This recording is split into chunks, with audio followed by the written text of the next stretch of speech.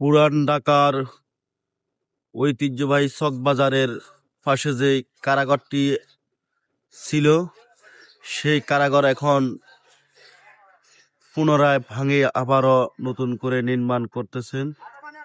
দেখুন, এখানে পুরানো কারাগারটি ভেঙে নতুন করে একটি ছোট শিশুদের জন্য খেলাধুলার করার জন্য একটি পাহাড় তৈরি করতেছেন। শিশুদের খেলাধুলা করার মতো পুরান ঢাকার আশপাশে কোনো পার্ক নাই, এমন চকবাজারে এরিয়ার ভিতরে। সেই কথাটি চিন্তা ভাবনা করার পরে এই পুরানো কারাগারের পাশে একটি নতুন পার্ক তৈরি হচ্ছে। এই পার্কের আগে নাম ছিল কেন্দ্রীয় কারাগার, এখন একটি নতুন পার্ক তৈরি করছেন। এখনো পার্কের পুরোপুরি কাজ সম্পূর্ণ হয়নি।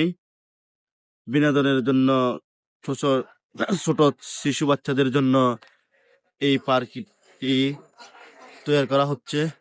দেখুন, এখানে দোলনা, নাগরদোলা আছে, পাশে অনেক সুন্দর